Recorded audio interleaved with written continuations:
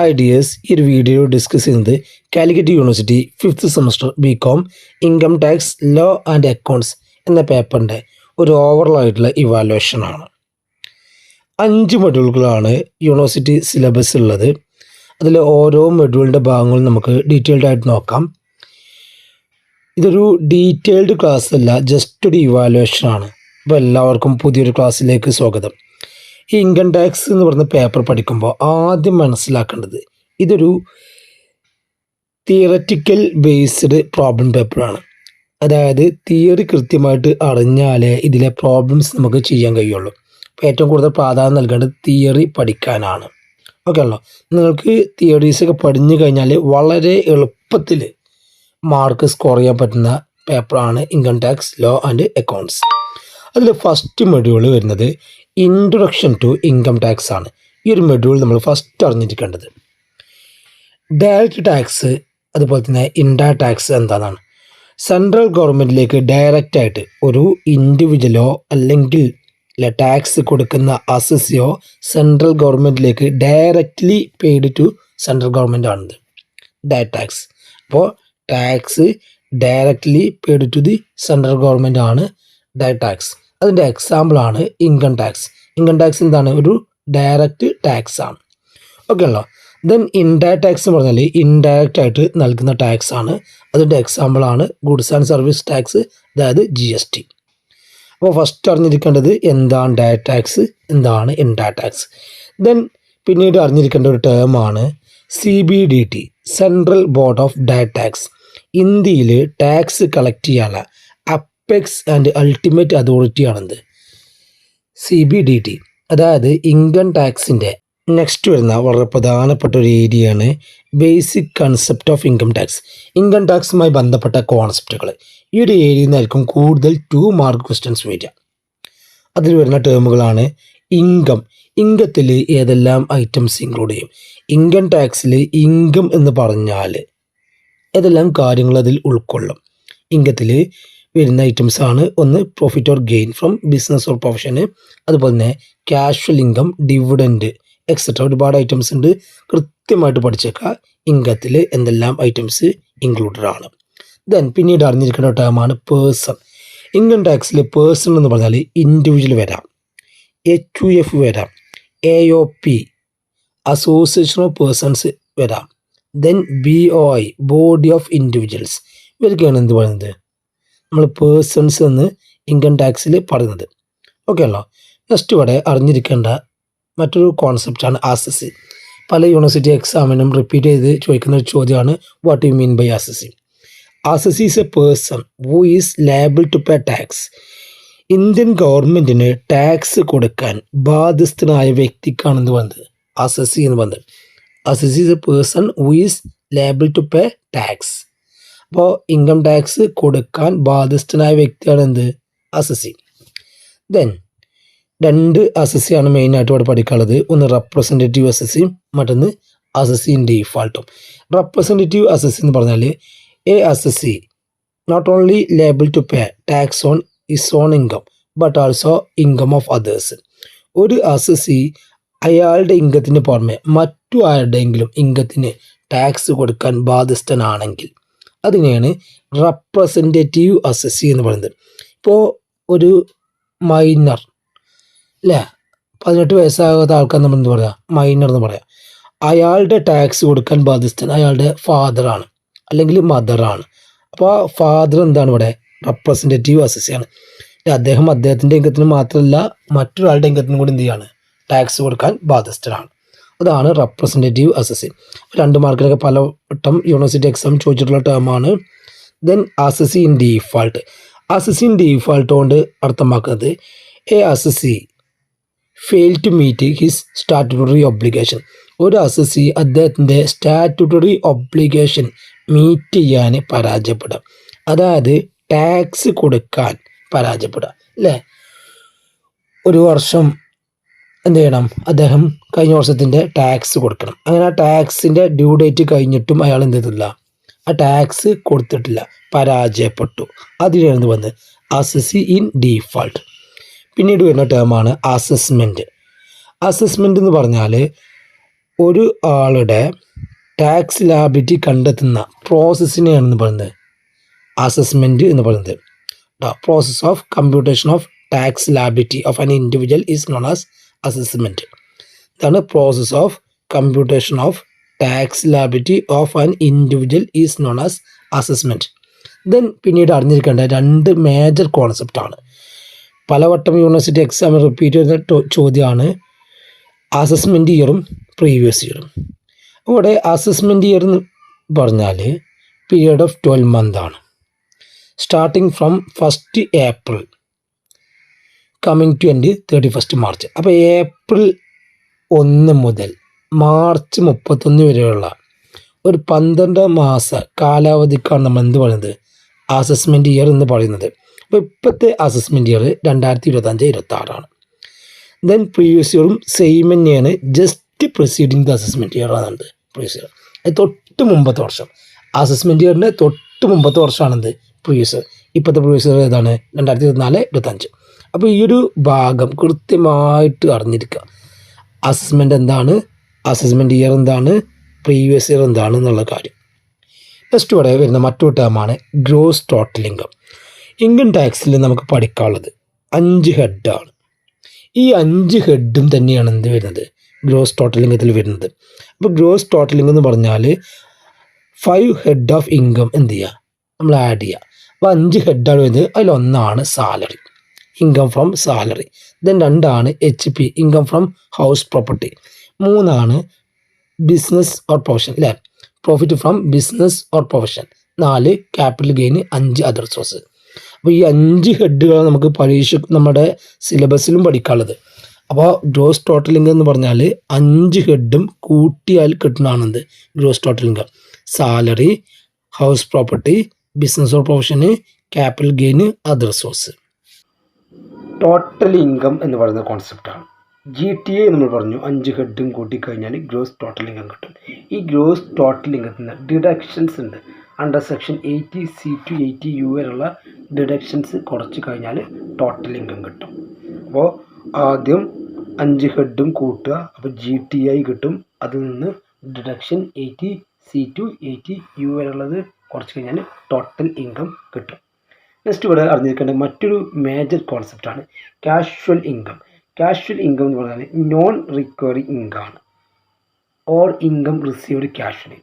Non recovering income or income received casually is known as casual income. അതായത് നമ്മൾ പ്രതീക്ഷിക്കാതെ പെട്ടെന്ന് നമുക്ക് ലഭിക്കുന്ന ഇൻകം എന്ന് പറഞ്ഞ പേരാണെന്ത് കാഷ്വൽ ഇൻകം അല്ലേ. Income from lottery, income from betting, horse race, കുതിരപ്പന്തയത്തിൽ നിന്ന് കിട്ടുന്ന ഇൻകംസൊക്കെ എന്താണ് കാഷ്വൽ ഇൻകമാണ്. ഗാംബ്ലിംഗ് എന്ന് കിട്ടുന്ന ഇൻകം കാഷ്വൽ ഇൻകമാണ്. അപ്പോൾ കാഷ്വൽ ഇൻകം എന്ന് പറഞ്ഞ ടേം കൃത്യമായിട്ട് അറിഞ്ഞിരിക്കണം.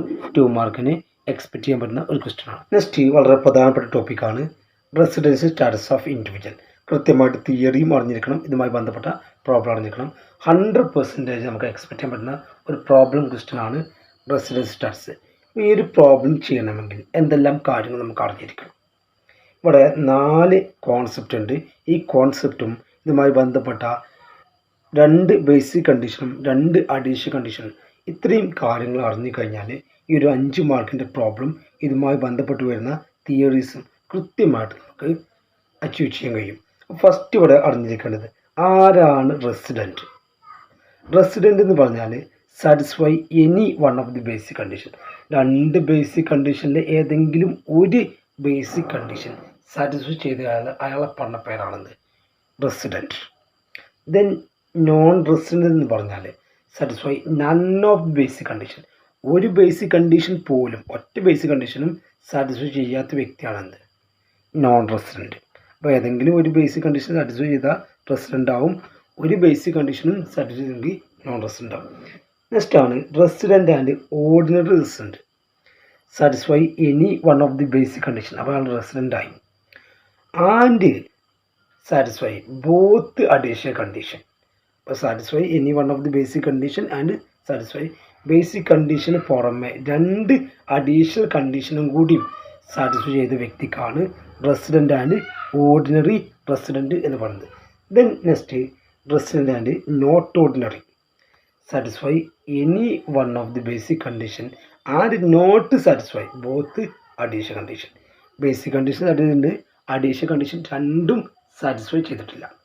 അപ്പോൾ 2 അഡീഷൻ കണ്ടീഷൻ സാറ്റിസ്ഫൈ ചെയ്ത ഓർഡിനറി ആയി, 2 അഡീഷൻ കണ്ടീഷനും സാറ്റിസ്ഫൈ ചെയ്തിട്ടില്ലെങ്കിൽ നോട്ട് ഓർഡിനറി ആണ്. ഇനി ഇവിടെ എന്തൊക്കെയാണ് ബേസിക് കണ്ടീഷൻ, എന്തൊക്കെയാണ് അഡീഷണൽ കണ്ടീഷൻസ് നോക്കാം. 2 ബേസിക് കണ്ടീഷൻസ് ആണുള്ളത്. അതിലെ ഫസ്റ്റ് ബേസിക് കണ്ടീഷൻ പറയുന്നത് 182 days or more during the period. അദ്ദേഹം ഇന്ത്യയിൽ റെസിഡൻറ്റ് ആവണമെങ്കിൽ ഒന്നാമത്തെ ബേസിക് കണ്ടീഷൻ എന്താ, 182 ദിവസമോ അതിൽ കൂടുതലോ ഇന്ത്യയിൽ ഉണ്ടായിരിക്കണം.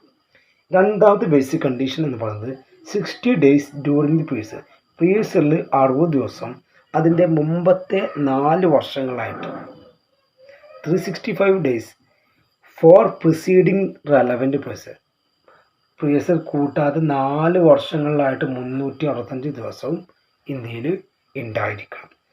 അപ്പോൾ 2 ബേസിക് കണ്ടീഷൻ, ഒന്ന് 182 ദിവസം, മറ്റത് സെക്കൻഡ് 60 ദിവസം പ്രീവിയസിലും മുമ്പത്തെ 4 വർഷങ്ങളിലായിട്ട് 365. ഇതിൽ ഈ 60 ദിവസം എന്നുള്ളത് പരിഗണിക്കില്ല. ഒന്ന് ഷിപ്പ് ക്രൂ ആയിട്ട് വർക്ക് ചെയ്യുമ്പോഴും അതുപോലെ തന്നെ എംപ്ലോയ്മെൻറ്റിന് വേണ്ടി വിദേശത്തേക്ക് പോയി കഴിഞ്ഞാലും ഈ 60 ദിവസം എന്നുള്ളത് പരിഗണിക്കില്ല എന്നുള്ള കാര്യം കൂടി അവിടെ മനസ്സിലാക്കണം. അപ്പോൾ mister A went to America for employment ആണെങ്കിൽ അദ്ദേഹം എന്തെന്നെ വേണം, 182 ദിവസം തന്നെ വേണം, എന്ത് പരിഗണിക്കില്ല, 60 ഡേയ്സ് എന്നുള്ളത് പരിഗണിക്കില്ല. കൃത്യമായിട്ട് അറിഞ്ഞിരിക്കേണ്ട ഒരു എക്സംഷൻ റൂളാണ്. Next addition condition. First addition condition വരുന്നത് 730 days out of 7 previous year preceding the relevant person. Previous year കൂട്ടാതെ 7 വർഷങ്ങളായിട്ട് 730 ദിവസമോ അതിൽ കൂടുതലോ ഇന്ത്യയിൽ ഉണ്ടായിരിക്കണം. Second addition condition 2 out of 10 previous year preceding the relevant person. Previous year കൂടാതെ 10 വർഷങ്ങളായിട്ട് 2 വർഷമെങ്കിലും ഇന്ത്യയിൽ ഉണ്ടായിരിക്കണം. അപ്പോൾ 2 ബേസിക് കണ്ടീഷനും 2 അഡീഷൻ കണ്ടീഷനും. റെസിഡൻസി സ്റ്റാറ്റസുമായി ബന്ധപ്പെട്ട എല്ലാ പ്രോബ്ലത്തിലും ഈ ബേസിക് കണ്ടീഷനും അഡീഷൻ കണ്ടീഷനും എഴുതാൻ വേണ്ടി ശ്രമിക്കുക. ഇത് എഴുതിയിട്ട് ആൻസർ ചെയ്യുക. അപ്പോഴാണ് അതിന് കറക്റ്റ് മാർക്ക് കിട്ടുക. നെക്സ്റ്റ് ഇവിടെ വരുന്ന മറ്റൊരു ടോപ്പിക്കാണ് ഇൻസിഡൻസ് ഓഫ് ടാക്സ്, അല്ലെങ്കിൽ സ്കോപ്പ് ഓഫ് ഇൻകം ടാക്സ് എന്ന് പറയും. ഇവിടെ നമ്മൾ അറിഞ്ഞിരിക്കേണ്ടത് ഏതൊക്കെ ഇൻകത്തിനാണ് റെസിഡൻറ്റ് ടാക്സ് കൊടുക്കേണ്ടത്, ഏതൊക്കെ ഇൻകത്തിനാണ് നോൺ റെസിഡൻറ്റ് ടാക്സ് കൊടുക്കേണ്ടത്, ഏതൊക്കെ ഇൻകത്തിനാണ് ഓർഡിനറി റെസിഡൻറ്റ് ടാക്സ് കൊടുക്കേണ്ടത് എന്നുള്ള കാര്യമാണ്. അതിലൊരു 8ഓളം കണ്ടീഷൻസ് ഉണ്ട്. അത് കൃത്യമായിട്ട് അറിയുക, അതുമായി ബന്ധപ്പെട്ട പ്രോബ്ലം മനസ്സിലാക്കാം. നെക്സ്റ്റ് വരുന്ന ടോപ്പിക്ക് എക്സംപ്റ്റഡ് ഇൻകംസ് ആണ്. വളരെ പ്രധാനപ്പെട്ട ടോപ്പിക്കാണ്. കഴിഞ്ഞ വർഷത്തെ ക്വസ്റ്റ്യൻ പേപ്പറിൽ 5 മാർക്കിന് 10 എക്സംപ്റ്റഡ് ഇൻകംസ് എന്ന് പറഞ്ഞ് ചോദിച്ചിരുന്നു. ലിസ്റ്റ് ഔട്ട് ഇനി 10 എക്സംപ്റ്റഡ് ഇൻകംസ്. ഈ ഒരു ഭാഗം ചിലപ്പോൾ എസ് ആയിട്ട് തന്നെ വരാറുണ്ട്. നല്ല പ്രാധാന്യം കൊടുക്കുക എക്സംപ്റ്റഡ് ഇൻകംസിന്. നെക്സ്റ്റ് വരുന്ന മറ്റൊരു ഏരിയയാണ് അഗ്രികൾച്ചറൽ ഇൻകം. ഒരു ചെറിയ ഏരിയയാണ്. എക്സംപ്റ്റഡ് ഇൻകത്തിൽ സെക്ഷൻ 10(1) പ്രകാരമാണ് അഗ്രികൾച്ചറൽ ഇൻകം പറയുന്നത്. അപ്പോൾ അഗ്രികൾച്ചറൽ ഇൻകം അതുമായി ബന്ധപ്പെട്ട ഏതൊക്കെ കാര്യങ്ങളാണ് അഗ്രികൾച്ചറൽ ഇൻകത്തിൽ വരിക, അതുമായി ബന്ധപ്പെട്ട പ്രോബ്ലംസും കൃത്യമായിട്ട് അറിഞ്ഞിരിക്കാം. Next module 2 income from salaries. വളരെ പ്രധാനപ്പെട്ട മൊഡ്യൂളാണ്. ഏറ്റവും കൂടുതൽ മാർക്ക് വരുന്ന മൊഡ്യൂളാണ് ഇൻകം ഫ്രം സാലറീസ്. ഡീറ്റെയിൽഡ് ആയിട്ട് ഓരോ കാര്യങ്ങളും അറിഞ്ഞിരിക്കണം. ഇവിടെ ഫസ്റ്റ് അറിഞ്ഞിരിക്കേണ്ടത് basic charge under the salaries ആണ്. അപ്പോൾ ഏതെല്ലാം ഐറ്റംസ് ആണ് സാലറിയിൽ വരിക. ഒരാളുടെ സാലറി എന്ന് പറഞ്ഞാൽ 3 കാര്യങ്ങളാണ് അതിൽ വരിക. Present salary, advance salary, arrears salary. Present salary, advance salary, arrears salary. Next വരുന്ന ടോപ്പിക്കാണ് അലവൻസ്. ഡീറ്റെയിൽഡ് ആയിട്ട് അറിഞ്ഞിരിക്കണം. ചിലപ്പോൾ എസ് ആയിട്ട് അല്ലെങ്കിൽ ഷോർട്ട് എസ്സിലൊക്കെ വരുന്ന ടോപ്പിക്കാണ് അലവൻസ്. തിയറിയും അറിഞ്ഞിരിക്കണം, ഇതുമായി ബന്ധപ്പെട്ട പ്രോബ്ലംസും അറിഞ്ഞിരിക്കണം. അലവൻസ് എന്ന് പറഞ്ഞാൽ എംപ്ലോയർ എംപ്ലോയിക്ക് എക്സ്പെൻഡിച്ചർ മീറ്റ് ചെയ്യാൻ വേണ്ടി എമൗണ്ടായിട്ട് നൽകുന്നതാണ് എന്ത് അലവൻസ് എന്ന് പറയുന്നത്. 3 അലവൻസുകളാണുള്ളത്. Fully taxable allowance, partly taxable allowance, fully exempted allowance. അപ്പോൾ ഏതൊക്കെയാണ് ഫുള്ളി ടാക്സബിൾ അലവൻസ്? 5 മാർക്കിന് അല്ലെങ്കിൽ 2 മാർക്കിനൊക്കെ. ഇനി 4 ഫുള്ളി ടാക്സബിൾ അലവൻസൊക്കെ യൂണിവേഴ്സിറ്റി എക്സാമിന് ചോദിച്ച് കണ്ടിട്ടുള്ള ചോദ്യമാണ്. നെക്സ്റ്റ് ആണ് പാർട്ട്ലി ടാക്സിബിൾ അലവൻസ്. കൃത്യമായിട്ട് അവിടെ അറിഞ്ഞിരിക്കണം ഏതൊക്കെ അലവൻസ് ആണ് പാർട്ട്ലി ടാക്സിബിൾ, അതുമായി ബന്ധപ്പെട്ട കാര്യങ്ങളൊക്കെ. Then fully exempted allowance. അപ്പോൾ ഈ ഒരു ഭാഗം എസ് കണ്ടുകാണ്ട് പഠിക്കുക. ഓരോ അലവൻസുകളും കൃത്യമായിട്ട് അറിഞ്ഞിരിക്കണം. നെക്സ്റ്റ് ഇവിടെ ഇതുമായി ബന്ധപ്പെട്ട ഒരു ഭാഗമാണ് HR, house rent allowance.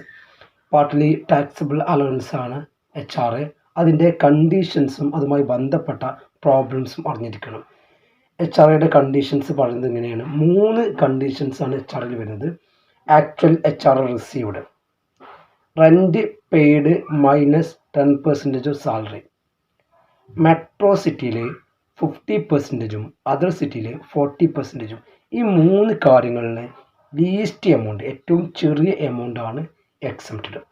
Actual HR received, rent paid minus 10% of salary, then metro സിറ്റിയിൽ 50%, അതർ സിറ്റിയിൽ 40%. കൃത്യമായിട്ട് അറിഞ്ഞിരിക്കുക. പ്രോബ്ലത്തിനും തിയറിക്കും വളരെ പ്രധാനപ്പെട്ട ഏരിയയാണ്. പ്രോബ്ലം 5 മാർക്കിന് എക്സ്പെക്ട് ചെയ്യാൻ പറ്റുന്ന ഒരു ക്വസ്റ്റ്യൻ ആണ് HR പ്രോബ്ലം. നെക്സ്റ്റ് മറ്റൊരു പ്രധാനപ്പെട്ട ഏരിയയാണ് പെർക്വിസിറ്റ്. പെർക്വിസിറ്റ് എന്ന് പറഞ്ഞാൽ എംപ്ലോയർ എംപ്ലോയിക്ക് അലവൻസിനും സാലറിക്കും പുറമെ നൽകുന്ന ഫെസിലിറ്റിയാണത് പെർക്വിസിറ്റ്. അതിലും 3 പെർക്വിസിറ്റാണുള്ളത്. Taxable perquisite, taxable to specified employee. ഇവിടെ ആരൊക്കെയാണ് സ്പെസിഫൈഡ് എംപ്ലോയി എന്നും കൂടിയും അറിഞ്ഞിരിക്കണം. Then tax free perquisite. അപ്പോൾ 3 പെർക്വിസിറ്റ് ഉണ്ട്. Taxable perquisite, taxable to specified employee, അതുപോലെ ടാക്സ് ഫ്രീ പെർക്വിസിറ്റ്. ഇതിൻ്റെ ഭാഗമായിട്ട് വരുന്ന വളരെ പ്രധാനപ്പെട്ട ഒരു ഏരിയയാണ് റെൻറ്റ് ഫ്രീ അക്കോമഡേഷൻ. അപ്പോൾ റെൻറ്റ് ഫ്രീ അക്കോമഡേഷനും അതുമായി ബന്ധപ്പെട്ട പ്രോബ്ലം അറിഞ്ഞിരിക്കണം. അപ്പോൾ സാലറിയുടെ ബേസിക് ആയിട്ട് 2 ഏരിയയിലാണ് പ്രോബ്ലം വരുന്നത്. ഒന്ന് HR ഭാഗവും ഒന്ന് റെൻറ്റ് ഫ്രീ അക്കോമഡേഷൻ്റെ ഭാഗം. നെക്സ്റ്റ് ഇവിടെ അറിഞ്ഞിരിക്കേണ്ട മറ്റൊരു ഏരിയയാണ് പ്രൊവിഡൻറ്റ് ഫണ്ട്. എംപ്ലോയേഴ്സിൻ്റെ സേവിങ് ഹാബിറ്റ് കൂട്ടാൻ വേണ്ടി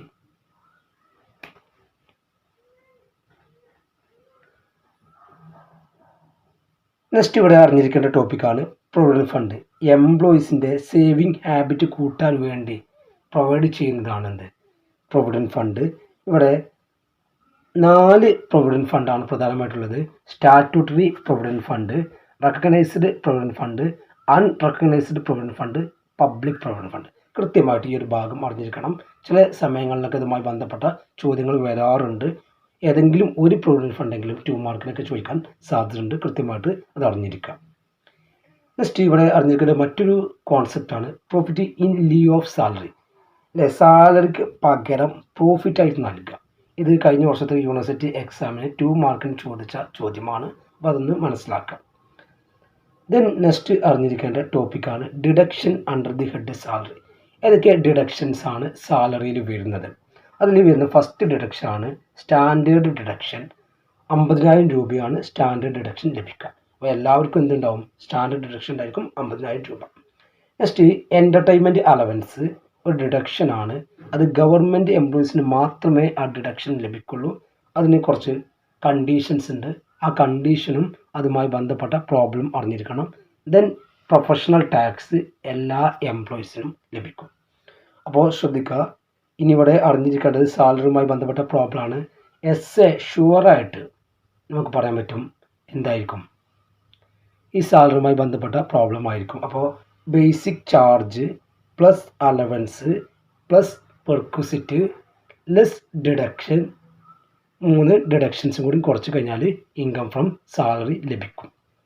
നെക്സ്റ്റ് റിട്ടയർമെൻറ്റ് ബെനിഫിറ്റുമായി ബന്ധപ്പെട്ട പ്രധാനമായിട്ടും നമുക്ക് അറിഞ്ഞിരിക്കേണ്ട കോൺസെപ്റ്റുകളാണ് ഗ്രാറ്റുവിറ്റിയും അതുമായി ബന്ധപ്പെട്ട പ്രോബ്ലം.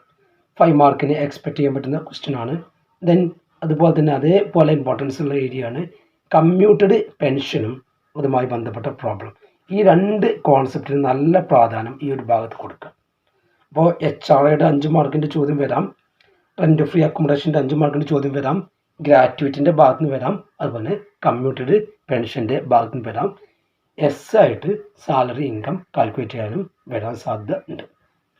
നെക്സ്റ്റ് ഇവിടെ അറിഞ്ഞിരിക്കുന്നത് മറ്റു 2 കോൺസെപ്റ്റാണ്. ഒന്ന് VRS വളണ്ടറി റിട്ടയർമെൻറ്റ് സ്കീം എന്ന് പറയും, അതുപോലെ ലീവ് എൻകാഷ്മെൻറ്റ്. ഈ ഒരു ടേമൊക്കെ 2 മാർക്കിന് പഠിച്ചു വെക്കുക. നെക്സ്റ്റ് മൊഡ്യൂൾ 3 ആണ് ഇൻകം ഫ്രം ഹൗസ് പ്രോപ്പർട്ടി. വളരെ ചെറിയ മൊഡ്യൂളാണ്. കൃത്യമായിട്ട് ശ്രദ്ധിച്ചു കഴിഞ്ഞാൽ നല്ല മാർക്ക് സ്കോർ ചെയ്യാൻ പറ്റുന്ന മൊഡ്യൂളാണ്.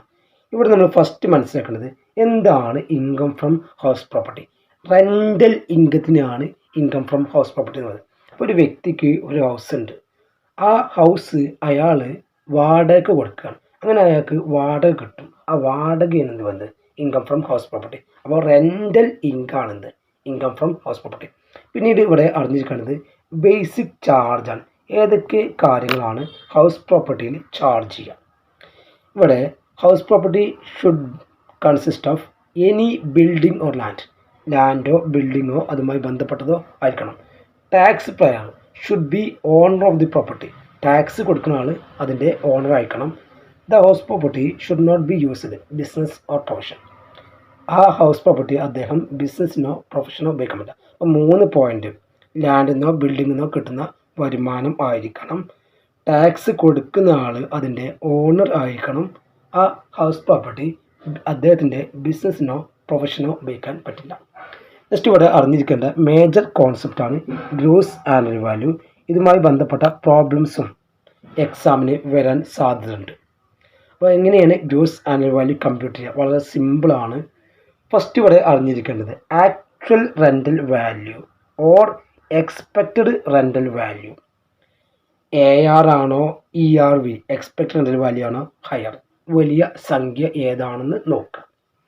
ഇവിടെ ആക്ച്വൽ റെൻ്റ് ചോദ്യത്തിലൊക്കെ നേരിട്ട് നമുക്ക് നൽകും. ഇനി നമുക്ക് കണ്ടുപിടിക്കേണ്ടത് എക്സ്പെക്റ്റഡ് റെൻ്റൽ വാല്യൂ ആണ്. അത് കണ്ടുപിടിക്കാനുള്ള ഇക്വേഷൻ എന്ന് പറഞ്ഞാൽ municipal rental value MRV or fair rental value FRV, which ever is higher. അപ്പോൾ MRV ആണോ FRV ആണോ ഹയർ എന്ന് ആദ്യം നോക്കാം. എന്നിട്ട് സ്റ്റാൻഡേർഡുമായിട്ട് കമ്പയർ ചെയ്യുക. വലിയ കിട്ടിയ എമൗണ്ട് സ്റ്റാൻഡേർഡുമായിട്ട് കമ്പയർ ചെയ്യുക. അതിലെ ലെസ് എമൗണ്ട്, ചെറിയ എമൗണ്ട് കൺസിഡർ ചെയ്യുക. അതാണ് ERV expected rental value. FRV MRV higher or standard rent which ever is less.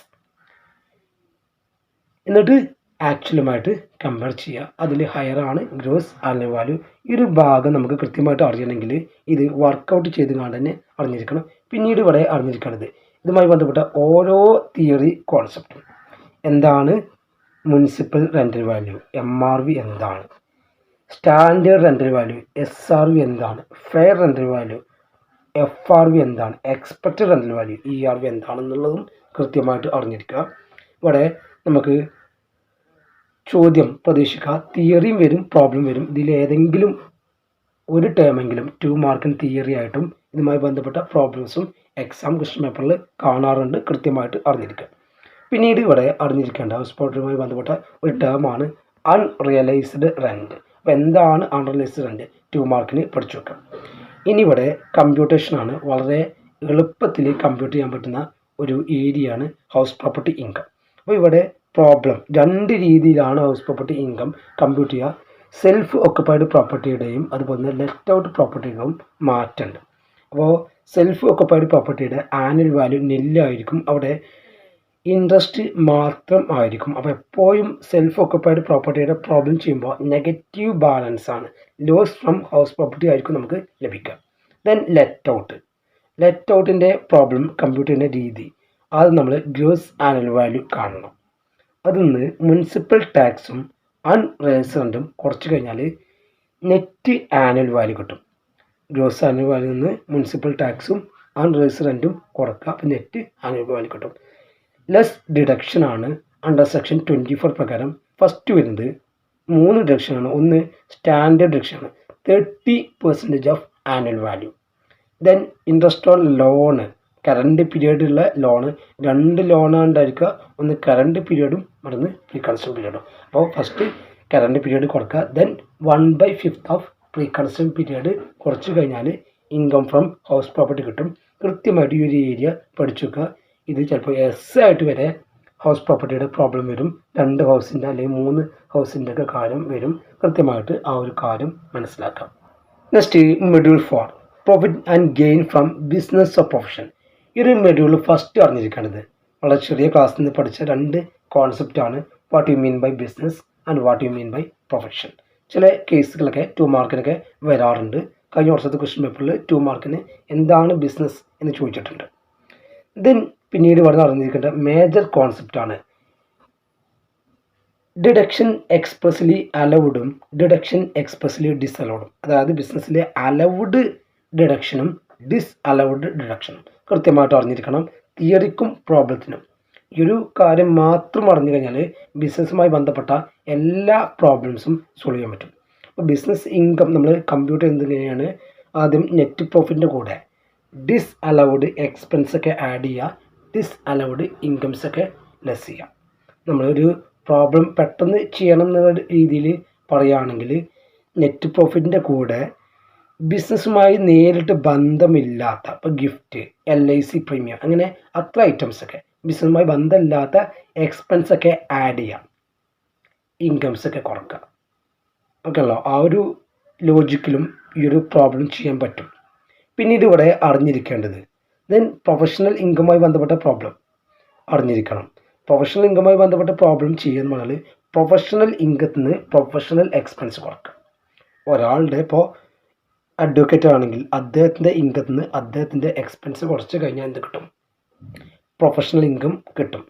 പിന്നീട് ഇവിടെ അറിഞ്ഞിരിക്കേണ്ട വളരെ മേജർ കോൺസെപ്റ്റാണ്, യൂണിവേഴ്സിറ്റി എക്സാമിന് റിപ്പീറ്റ് ചെയ്ത് ചോദിക്കുന്ന ക്വസ്റ്റ്യൻ ആണ് block of asset. Block of asset means group of asset എന്നർത്ഥം. ഗ്രൂപ്പ് എന്നുള്ള അർത്ഥമാണ് ബ്ലോക്ക്. അതായത് ഇൻകം ടാക്സിൽ ഡിപ്രഷൻ ചാർജ് ചെയ്യുക ഇൻഡിവിജ്വൽ അസറ്റിനല്ല, ഗ്രൂപ്പായി തിരിച്ചിട്ടാണ്. ഇപ്പോൾ ലാൻഡ് ആൻഡ് ബിൽഡിംഗ് ഒരു ഗ്രൂപ്പാണ്, അല്ലെങ്കിൽ ഇൻടാഞ്ചിബിൾ അസറ്റ് എന്ന് പറയുന്ന ഗ്രൂപ്പ്. അല്ലാതെ ഓരോ ഗുഡ് വില്ലിന് ഒരു അസറ്റ്, അല്ലെങ്കിൽ പാറ്റൻറ്റിന് വേറെ റേറ്റ്, ആ രീതിയിലല്ല. ഗ്രൂപ്പിന്, ഒരു ഗ്രൂപ്പിൽ വരുന്ന എല്ലാ അസറ്റിനും ഒരു റേറ്റ് എന്ന രീതിയിലാണ് ഇൻകം ടാക്സിൽ എന്ത് ചെയ്യുക? ഡിപ്രഷൻ ചാർജ് ചെയ്യുക. അപ്പോൾ ഡിപ്രഷൻ ചാർജ് ചെയ്യാൻ വേണ്ടി അസറ്റിന് എന്തായിട്ടുണ്ട്? ഗ്രൂപ്പായി തിരിച്ചിട്ടുണ്ട്.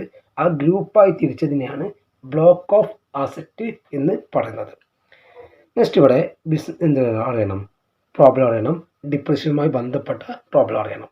അപ്പോൾ ഈ ഒരു ഏരിയയിൽ അറിയേണ്ടത് എന്താണ്? ബിസിനസ് ഓഫ് പ്രൊഫഷന്, ഡിഡക്ഷൻ അലൗഡും ഡിഡക്ഷൻ ഡിസ്അലൗഡും, ബ്ലോക്ക് ഓഫ് അസറ്റ് എന്താണ്, ബിസിനസ് ഇൻകം കമ്പ്യൂട്ട് ചെയ്യാനും പ്രൊഫഷണൽ ഇൻകം കമ്പ്യൂട്ട് ചെയ്യാനും, ഡിപ്രിസിയേഷനുമായി ബന്ധപ്പെട്ട പ്രോബ്ലം കമ്പ്യൂട്ട് ചെയ്യാനും, അൺഅബ്സോർബ്ഡ് ഡിപ്രിസിയേഷൻ പറഞ്ഞൊരു കോൺസെപ്റ്റും കൂടിയുണ്ട്. ആ ഒരു കോൺസെപ്റ്റും കൂടിയും അവിടെ അറിഞ്ഞിരിക്കാം. Next module 5 capital gains and other source. 2 ഏരിയകൾ വരുന്നുണ്ട്, ക്യാപിറ്റൽ ഗെയിനും അതർ സോഴ്സും. ക്യാപിറ്റൽ ഗെയിൻ എന്ന് പറഞ്ഞാൽ ക്യാപിറ്റൽ അസറ്റ് ട്രാൻസ്ഫർ ചെയ്താൽ ലഭിക്കുന്ന ഗെയിൻ എന്ന പറഞ്ഞ പേരാണ് ക്യാപിറ്റൽ ഗെയിൻ. ഇവിടെ നമ്മൾ ഫസ്റ്റ് അറിഞ്ഞിരിക്കേണ്ടത് ചാർജബിലിറ്റി ആണ്. 3 കാര്യങ്ങളാണ് ഇവിടെ അറിഞ്ഞിരിക്കേണ്ടത് ചാർജബിലിറ്റിൻ്റെ അണ്ടറിൽ. ഒന്ന്, there should be a capital asset. ഒരു ക്യാപിറ്റൽ അസറ്റ് ഉണ്ടായിരിക്കണം. It should be transferred by tax payer during the period. Tax കൊടുക്കുന്ന ആൾ അതെന്ത് ചെയ്യണം? പ്രീവിയസ് ഇയറിൽ ട്രാൻസ്ഫർ നടത്തണം. അതിന്ന് പ്രോഫിറ്റോ ഗെയിനോ ലഭിക്കണം.